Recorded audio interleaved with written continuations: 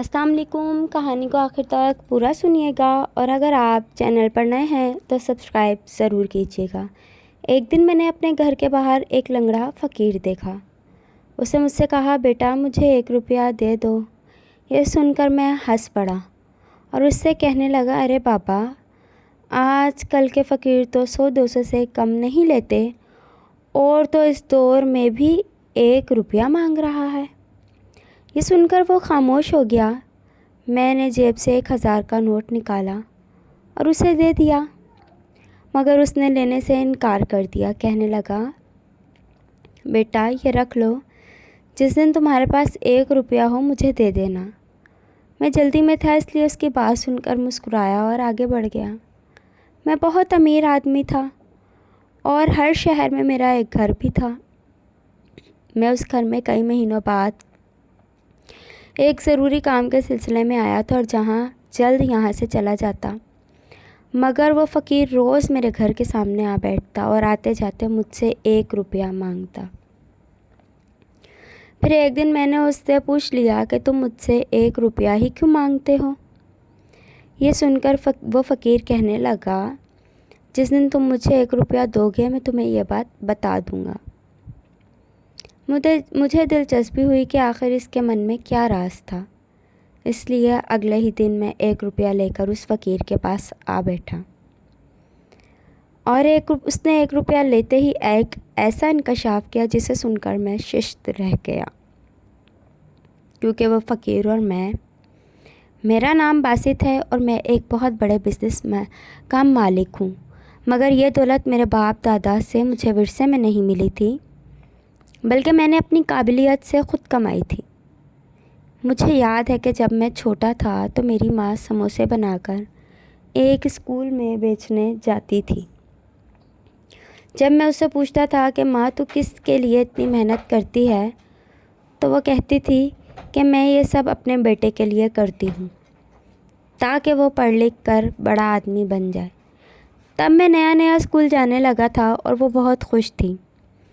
गरीबी के बावजूद उसने मुझे उस शहर के सबसे अच्छे स्कूल में दाखिल कराया और उसकी फ़ीस बहुत ज़्यादा थी। चूँकि मेरी माँ पढ़ी लिखी नहीं थी, इसलिए तो माँ ने घर के पास ही लड़कियों के स्कूल में नौकरी कर ली और वो समोसे बनाकर ब्रेक टाइम बेचती थी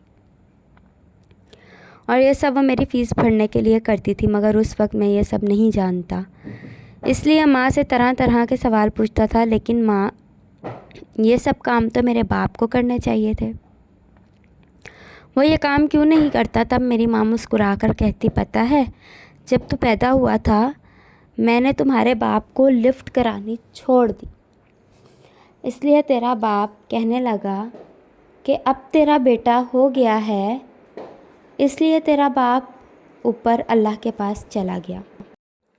यह कहकर वो मेरा माथा चूम लेती, लेकिन माँ तुम्हें मेरे बाप को इतनी जल्दी नहीं जाने देना चाहिए था, क्योंकि अभी तो मैं छोटा हूँ और तुम्हारी मदद नहीं कर सकता हूँ। ये सुनकर मेरी माँ कहने लगती, तू मेरी मदद कैसे नहीं कर सकता।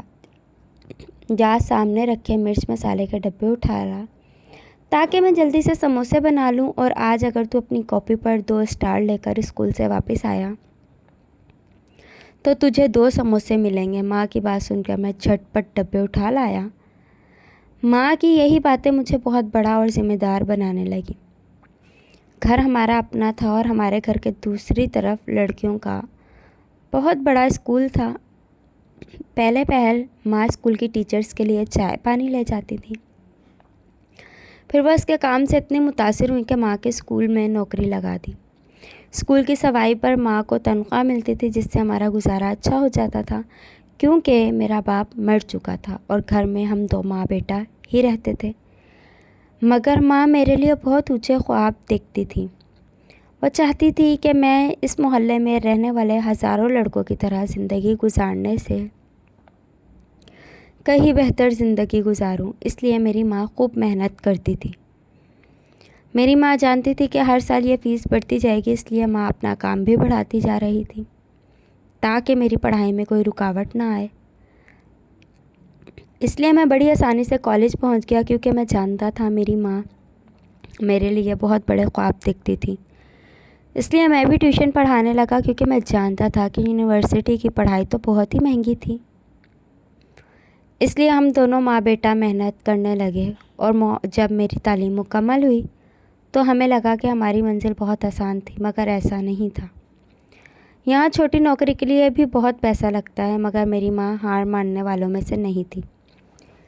इसलिए माँ ने फिर से कमर कस ली और मेरा हौसला टूटने नहीं दिया।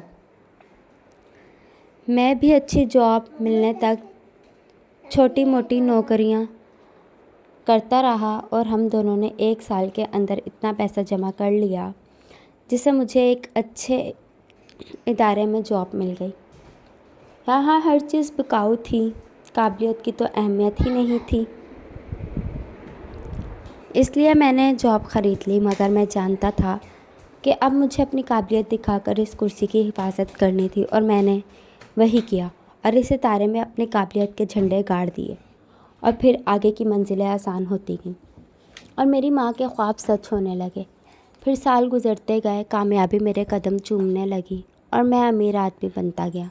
फिर देखते ही देखते मैं इतना दौलतमंद बनता गया कि मैंने हर शहर में एक घर ख़रीद लिया। माँ कहती थी कि इतने घर लेने की क्या ज़रूरत थी, और मैं माँ से कहता था कि मैं जब दूसरे शहर जाता तो होटल में रहना पड़ता था। इसलिए मैंने हर शहर में अपना एक घर बना लिया, ताकि मैं काम के सिलसिले में जब भी कहीं जाऊं मुझे होटल में ना रहना पड़े। मेरे ये घर खाली नहीं थे, बल्कि यहाँ कई ज़रूरतमंद लोग रहते थे। मैं अमीर हो गया था, मगर हम माँ बेटे को दौलत ने मगरूर नहीं किया। मेरी माँ अब भी काम करती थी। उसने एक कुकिंग सेंटर खोल रखा था, जिसमें वह गरीब औरतों को खाना पकाना और इस हुनर को कारोबार बनाने के गुर सिखाती थी। मेरे पास इतनी दौलत थी कि हम दोनों माँ बेटे बैठकर खाते, मगर तब भी ये दौलत ख़त्म ना होती। मगर हम इस दौलत और अपनी काबिलियत को दूसरों में तकसीम करना शुरू कर दिया और लोगों में आसानियाँ बांटने लगे। मेरी माँ ने अपनी आखिरी सांस तक मेहनत की और इस दुनिया से बाइज़्ज़त रुखसत हुई। मैंने देखा जिस औरत का एक बेटे के सिवा इस दुनिया में कोई नहीं था, उसके मरने के वक्त हज़ारों लोग उसके लिए रो रहे थे। फिर कई महीनों बाद मैं अपने एक घर आया तो मैंने अपने घर के बाहर एक लंगड़ा फ़कीर देखा। उसने मुझसे कहा, बेटा मुझे 1 रुपया दे दो। यह सुनकर मैं हंस पड़ा और उससे कहने लगा, अरे बाबा, आजकल के फ़कीर तो 100-200 से कम नहीं लेते, और तू इस दौर में भी 1 रुपया मांग रहा है। यह सुनकर वो खामोश हो गया। मैंने जेब से 1000 का नोट निकाला और उसे दे दिया, मगर उसने लेने से इनकार कर दिया। कहने लगा, बेटा ये रख लो, जिस दिन तुम्हारे पास 1 रुपया हो मुझे दे देना। मैं जल्दी में था, इसलिए उसकी बात सुनकर मुस्कुराया और आगे बढ़ गया। मगर वो फ़कीर रोज़ मेरे घर के सामने आ बैठता और आते जाते मुझसे 1 रुपया मांगता। फिर एक दिन मैंने रुककर उससे पूछ लिया कि तुम मुझसे 1 रुपया ही क्यों मांगते हो। ये सुनकर वो फ़कीर कहने लगा, जिस दिन तुम मुझे 1 रुपया दोगे मैं तुम्हें यह बात बता दूंगा। ये सुनकर मुझे दिलचस्पी पैदा हो गई कि आखिर उसके मन में क्या राज था।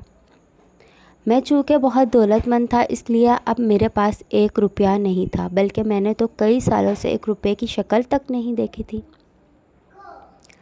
मगर मैं जानना चाहता था कि वो फ़कीर मुझसे 1 रुपया ही क्यों लेना चाहता था। इसलिए एक दिन जब मुझे घर आते हुए ये बात याद आई तो मैंने सड़क पर गाड़ी रोकी और एक मांगने वाले बच्चों को 100 का नोट देकर उससे 1 रुपया ले लिया, और फिर घर आकर गाड़ी से उतरा और 1 रुपया लेकर उस फ़कीर के पास आ बैठा। मैंने उससे कहा, ले बाबा, आज मैं तेरे लिए 1 रुपया ले ही आया हूँ। ये कहकर मैंने वो रुपया उसकी हथेली पर रख दिया, जिसे देखकर वो फ़कीर रोता ही रह गया और मैं उसे परेशान देखता रहा। पता नहीं इस बेचारे को इस रुपये को देखकर कौन सी बात याद आ गई। थोड़ी देर बाद उसने अपने आंसू साफ़ किए और कहने लगा, मैं बहुत गरीब आदमी था, इसलिए शादी नहीं करना चाहता था, क्योंकि मैं नहीं चाहता था कि मैं अपने जैसे गरीबों को पैदा करूं और मेरी औलाद मेरी तरह घुट घुट कर जिए। मगर मेरे बाप ने ज़बरदस्ती शादी कर दी और मेरी जिस औरत से शादी हुई वो बहुत अच्छी औरत थी, क्योंकि वो मेरी तरह बस ख्वाब नहीं देखती थी, बल्कि वो उन ख्वाबों के लिए मेहनत भी करती थी। वो मुझे बहुत समझाती थी कि अच्छी ज़िंदगी जीने के लिए ख्वाब नहीं देखने पड़ते, बल्कि उसके लिए मेहनत करनी पड़ती है। ये काम मुझसे नहीं होता था, इसलिए मेरे हालात शादी के बाद और भी बुरे हो गए। और शादी के 1 साल बाद हमारा बेटा पैदा हुआ और घर के हालात और बिगड़ने लगे। इस पर एक और मुसीबत मुझ पर आ पड़ी। मेरा बेटा 2 साल का हो चुका था, मगर वो टांगों के होते हुए भी चल नहीं पाया।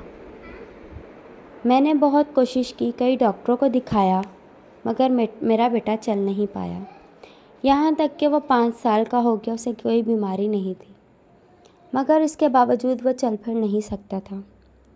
ये देखकर मैं बहुत मायूस हो गया और मैंने सोच लिया कि दोनों माँ बेटे मेरे किसी काम के नहीं थे।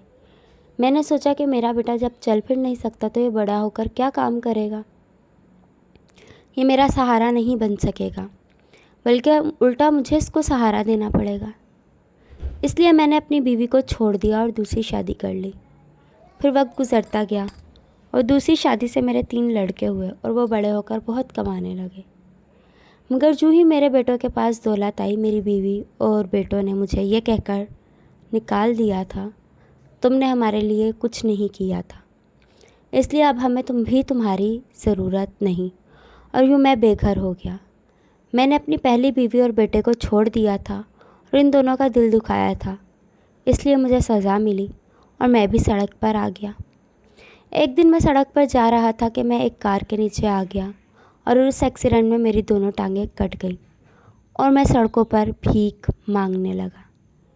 ये कहकर वो फ़कीर रोने लगा और उसकी कहानी सुनकर मैं भी अफसरदा हो गया। लेकिन फिर मुझे 1 रुपये वाली बात याद आई, तो मैंने उससे कहा, लेकिन बाबा ये तो बताओ कि तुम मुझसे 1 रुपया क्यों मांगते थे। ये सुनकर उसने फ़कीर से एक ऐसा इंकशाफ किया जिसे सुनकर मैं शिश्त रह गया, क्योंकि फ़कीर मेरी बात सुनकर कहने लगा, बेटा तुम्हारा बाप हूँ और मैंने आज से कई साल पहले तुम्हें और तुम्हारी माँ को छोड़ दिया था। जिस दिन मैं तुम लोगों को छोड़कर जा रहा था, उस दिन तुम्हारी माँ ने मेरी बहुत मिन्नत की थी और कहा था कि हमारे बेटे को कोई बीमारी नहीं है, देखना ये खुद ही एक दिन चलने फिरने लगेगा और तुम्हारा सहारा बनेगा। मगर मैंने बड़े गरूर से कहा कि मैं यकीन से कह रहा हूँ कि तुम्हारा ये बेटा 1 रुपया तक नहीं कमा सकता। और ये कहकर मैंने तुम दोनों को छोड़ दिया था, क्योंकि मुझे लगा था कि तुम कभी चल फिर नहीं सकोगे। लेकिन आज मैं तुम्हें तलाश करते हुए यहाँ तक आ गया, मगर तुम्हारी हैसियत देखकर मेरा सर शर्मिंदगी से झुक गया। ये कहकर फ़कीर रोने लगा और मैंने उसे नफ़रत भरी नज़रों से देखने लगा। फिर अचानक मुझे अपनी माँ की याद आ गई और मैंने सोचा कि अगर वह आज ज़िंदा होती तो क्या करती। यकीनन वो मेरे बाप को माफ़ कर देती। इसलिए मैंने भी वही किया और उसे 1 रुपया देने के बजाय लाखों का मालिक बना दिया। ये ज़रूरी नहीं है कि जो आपको दिखाई दे रहा हो बात वही हो, बल्कि कभी कभी ऐसे मोजज़े भी हो जाते हैं जिन्हें देखने के बाद आप पछताने के सिवा कुछ नहीं कर सकते।